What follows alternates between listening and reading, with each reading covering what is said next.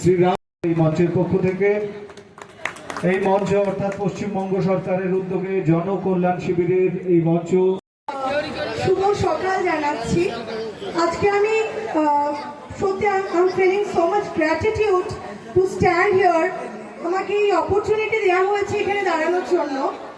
সবচেয়ে প্রথম কথা, আমাদের ভারতীয় যে প্রধানমন্ত্রী আমাদের নরেন্দ্র মোদীজি, উনি কিন্তু একমাত্র ভেবেছিলেন বেটি পড়াও বেটি বাঁচাও।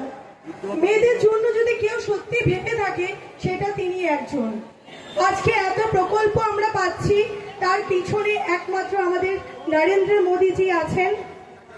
আমি এই ছাড়াও আমার আরেকটা পরিচয় আছে, সেটা হচ্ছে আমি একজন আর্মির ওয়াইফ। আমি বিভিন্ন ক্ষেত্রে দেখেছি যে আগে অনেক জায়গায়, কাশ্মীর থেকে শুরু করে আমাদের অনেক জায়গায় আমাদের প্রতারিত হতে হয়েছিল, কিংবা হতে এখন সেই মুহূর্তটা পুরো চেঞ্জ হয়ে গেছে। The scenario has completely changed. আমি চাইবো আগামী দিনেও আপনারা যেরকম আমাদের সাথে আছেন, বিশ্বাস করেছেন, বিশ্বাসের হাতটা আগে বাড়িয়ে রাখবেন। আমরা শুধু আপনাদের সবার কাছে ভরসা চাই।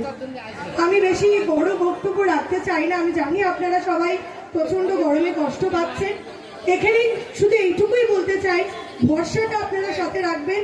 আমরা সবাই আপনার সাথে আছি, আপনার পাশে আছি। যে কোনো মুহূর্তে আপনারা রাখবেন, যে কোনো অবস্থায় আমরা ঠিক পৌঁছে যাব। অসংখ্য ধন্যবাদ। অনেক ধন্যবাদ। এবং এই শিবিরে যে সকল মানুষ